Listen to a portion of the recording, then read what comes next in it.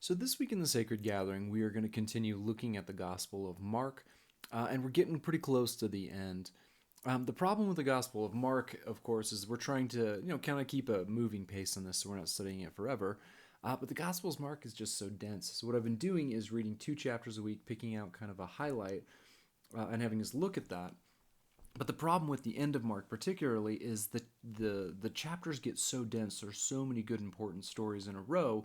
It can feel a little jarring to go with those. So I'll start out this one by just kind of doing kind of a quick plot structure on here's what we missed. Here's how we got from Jesus' triumphal entry and public attack on the temple to where he is standing at trial, which is what I'm going to be looking at today. So after Jesus has this kind of public condemnation of the temple, in which he throws down the tables, in which he stops the temple activity from going on, the next chapter deals with him debating publicly, because obviously all the leaders who are implicated in this criticism of the system as it is want their say. They publicly want to have a debate with him. So Jesus enters into this public series of debates with basically one interested party after another. And he is very clever, and he just demolishes them. He understands what God is up to. He's able to find kind of the loopholes, the weakness, and he goes after one another. He takes down kind of the Pharisees and the Herodians, which is an interesting, you know, kind of interesting bedfellows as it is, because these are two groups of people that hated each other, but they agreed that they didn't like Jesus. He takes down the Sadducees, who are kind of the elite, the priestly class themselves. He takes on the lawyers and those who had been interpreting the law. And at the end of all this, they just recognize that they publicly cannot refute this man. The crowds are still too enthralled with him, and what he's saying is right. They cannot refute his ideas, and so they begin to plot in secret. How do we take this guy out outside of the public eye? We can't arrest him. He's too popular. We can't seem to get any charges to stick. We can't humiliate him publicly. So how are we going to kind of take this guy out? There's an interesting chapter after this, kind of these public debates, in which the disciples have a conversation where they're looking at the temple, and there's kind of an offhanded comment, man, isn't this thing really cool looking? This thing that took them all these years to build. And Jesus uses that as an opportunity to say, you know what, this thing that seems so big and impressive and beautiful to you isn't going to exist that much longer. And he goes into a teaching that is sometimes called the little apocalypse. It talks about when the temple and Jerusalem itself are going to be thrown down. And it parallels kind of the future, the culmination of history, in which the forces of good and evil are are facing off with kind of all the masks gone. We see simply God and His ways versus the spiritual powers of darkness in the world. That is, of course, what apocalypse actually means: this unveiling, this revealing of things as they actually are. And I think that chapter is an important one, interspersed with kind of the argument that people have been having and Jesus being arrested in the pub, remembering that there is an element of spiritual darkness, that the kingdom of God is not unopposed in the spiritual sense. The devil and those who do not want God's ways to be on the earth are lurking behind many of these things. It's not simply political. It's not simply economic. It's not simply spiritual. In the interior sense, this is part of a bigger cosmic struggle between God and those who would oppose him. And so the apocalypse, the little apocalypse section of Mark, I think reminds us that there's more going on kind of behind the scenes than we just simply look at. And so then we get to kind of the last couple things of his life. So one is this woman who comes and washes his feet, who anoints him for his burial, as Jesus interprets it. Kind of setting this whole thing in motion of him saying, yes, I am in fact going to die. There is worship being done for me, despite the fact that I'm going to die and be considered a loser by history, which we'll kind of get to in a little bit here. This seems to, in some way, a rebuke of the disciple Judas, seems to have something to do with him deciding to betray Jesus. So he goes, he offers to be the guide, so this secret arrest can happen. And then we get Jesus this last evening with his disciples where he institutes the Lord's Supper. He takes just the very common meal practices of the time and says, this can be more. This can be a remembrance. This can be a kind of a toast and an honoring of me and what I did and what it is going to be doing in our future lives as well. And then finally, he takes them and goes out to this Garden of Gethsemane, preparing himself for his arrest, trial, crucifixion, etc. And Gethsemane, this garden called Gethsemane, is an important story because it reminds us that Jesus is not, death-seeking in some way. He's not psychotic. He's a normal person who fears pain and who fears death and wishes that there was another way to do this healing that he and the Father desire to do for the world. He wishes there was another way that would not cost himself personally and God the Father so much. And yet he has this important line of, but not what I want, but what you want. Your will be done, right? And then he is arrested in the night and dragged to this trial. The way Mark tells this trial is also interesting because he creates another of his kind of Markan sandwiches. Because on either side of this, we have the story of Peter's betrayal of Jesus, in which he denies that he even knows him several times. It's interesting because it was both predicted earlier in the evening at this Last Supper with everyone. And it's also interesting because Mark will always create these sandwiches when he splits a story in two and sticks something else in the middle to focus us on the middle and contrast it with what's on the other side, right? So we talked about that with the fig tree in the temple, Jesus condemning this system that looks like it is healthy but is not producing any fruit. And here we see the contrast again between Jesus and his kind of main disciple, their spokesman, Peter. And I think in this role in which he is denying Jesus, he represents both all of the disciples at that time, all the disciples throughout history, and I think he represents kind of humanity as a whole in some ways. We've got Jesus sitting here willing to lose his life because of his integrity, his unwillingness to say things that are not true for his own benefit. And that is contrasted with the disciples and all disciples, and again, all humanity, in which we're so willing to sell our integrity for the sake of saving our lives at times. So let me read this trial, and then we'll kind of dig in a little bit on what I think maybe God might have for us to learn from this trial. So this is in Mark chapter 14, toward the end. And I'm again reminding us that on either side we've got Peter's denial working its way, but here I'm going to be reading just about the trial of Jesus. So then they led Jesus away to the high priest, and all the chief priests, elders, and legal experts gathered. Peter followed him from a distance right into the high priest's courtyard. He was sitting with the guards, warming himself by the fire. The chief priests and the whole Sanhedrin were looking for testimony against Jesus in order to put him to death, but they couldn't find any. Many brought false testimony against him, but they contradicted each other. Some stood to offer false witness against him, saying, "We heard him saying, 'I will destroy this temple constructed by humans, and within 3 days I will build another one, not made by humans.' But their testimonies didn't agree even on this point." Then the high priest stood up in the middle of the gathering and examined Jesus. "Aren't you going to respond to this testimony these people have brought against you?" But Jesus was silent and didn't answer. Again the high priest asked, "Are you the Christ, the Son of the Blessed One?" Jesus said, "I am. And you will see the human one sitting at the right side of the Almighty and coming on the heavenly clouds." Then the high priest tore his clothes and said, "Why do we need more witnesses? You've heard his insult against God. What do you think?" And they all condemned him. "He deserves to die." Some began to spit on him. Some covered his face and hit him, saying, "Prophesy." Then the guards took him and they beat him. So just one thing that Mark goes to great lengths to point out here is this is so clearly a kangaroo court. This does not have anything to do with the correct legal proceedings to vindicate his charges. Is this man actually, should he have been arrested, right?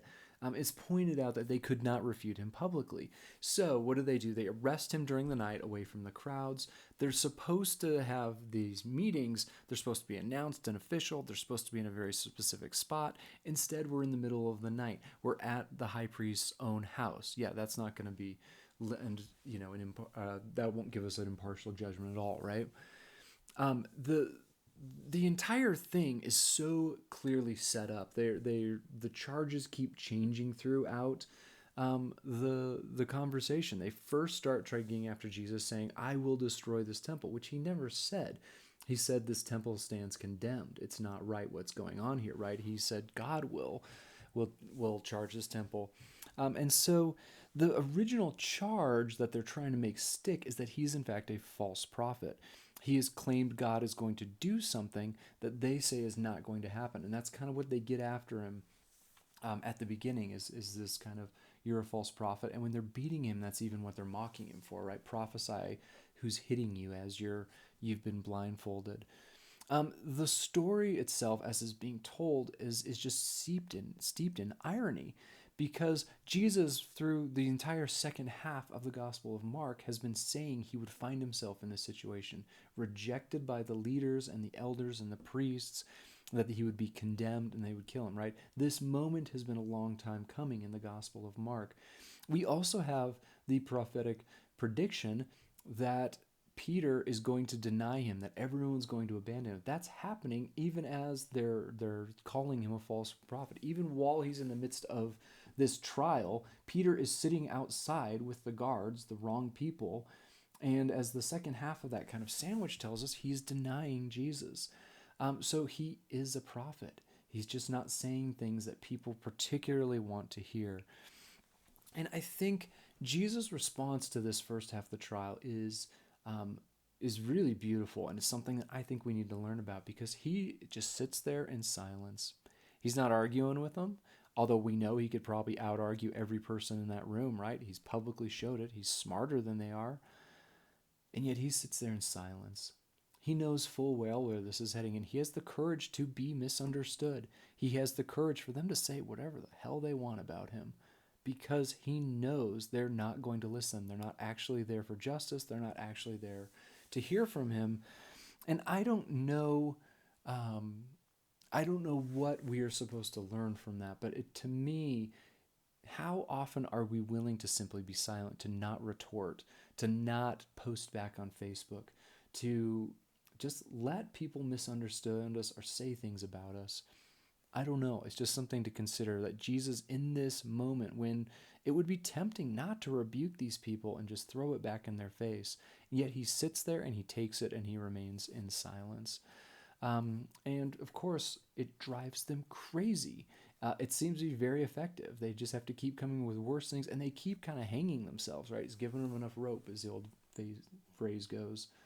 And so the high priest has to take into this trial into his own hands. And so he tries to use his authority to directly challenge Jesus. And you'll note that they basically change what they're charging him of at this point. They start going after him. Fine, we can't seem to get him on this "I'm a prophet, you're not a prophet, I've condemned the temple" thing. So great, let's go after some of his political claims with the triumphal entry as ever. And so they ask him just very bluntly, okay, are you the Messiah, right? Are you the promised king that's been coming? And Jesus answers, but he also ups the ante. He takes away kind of this messianic secret, right? Both at the triumphal entry, but also here he says, yeah, I am the Messiah, but I'm not the one you're expecting. I'm the one that was awaited. And he combines two very interesting Old Testament passages in his response. That one is one talking exactly about this awaited king who is coming, but then also quotes from Daniel in this very mysterious figure called the Son of Man, or the Human One, that people were baffled at the time. Who is this vision, this prophet? Who is this angelic figure, this other figure that's there with God, that is God but also doesn't seem to be God, right? And Jesus combines these, saying these are the same person, this Messiah, this king you've been waiting for, this angelic messianic Son of Man that Daniel saw coming from heaven, that is predicted, and that is who I am. I am the one that all your hopes and dreams of him coming, I am the one that you are awaited for. And this is what they get him on. This is what makes him crazy. They give him the charge right then and there of blasphemy. Who do you think you are, right? Blasphemy is very, again, interesting charge because I think it would be pretty hard to prove. Blasphemy, I looked up the definition that they often were using at the time, and it's something along the lines of infringing upon God's majesty and diminishing God's honor. That's a fascinating charge against this man, that he is in some way diminishing God's honor, that he's diminishing God's glory by claiming to be this figure. How dare he that you have insulted God, is the idea. Again, just steeped in irony, because of course throughout the gospel we have come to realize that this man is in fact God. If you want to know what God is like, you need to be looking at Jesus, not awe and power and the glory. You shouldn't be looking at the worldly kings or the Caesars or whatever else is impressive, right? You should be looking at Jesus, who in fact was God, and one of his many purposes in coming was to show us what God is actually like, right? And yet that failure, the fact that he has been arrested and he's standing there before them, his failure as a prophet, his failure as a Messiah, in their minds proves he can't be, right? Their views on who this figure will be is so set on what they think success is and what success will have to look like in their terms. The very fact they were able to arrest him and that they will later crucify him proves he cannot be Messiah, proves he cannot be a true prophet, and it proves that he cannot be God, because he is a loser that was beat by history, and they are looking for a winner, right? They are looking for power, they're looking for glory, and yet God is expressing himself in the exact opposite. It's just such a strange, interesting thing. And what Jesus shows here and what he says to them is a really powerful standing on truth, because he says, no, I trust that no matter what the circumstances look like, I am going to be vindicated by God the Father. You will see me someday sitting at God's right hand when God is in judgment, right? And you will know I was in fact God and you were wrong. This is something that we trust has happened, right? When this man Caiaphas and these other people who are here, they are going to have to face God, and he will be right. Jesus doesn't prove it right here and there. He trusts God. He trusts the timing. He trusts that this is even going to cost him his life, and that God is going to use this to bring about the restoration of all of humanity and the world itself, that this unjust killing of God himself will bring about healing. He trusts not the easy way of what victory looks like. He trusts God's vindication of him on the other side of that.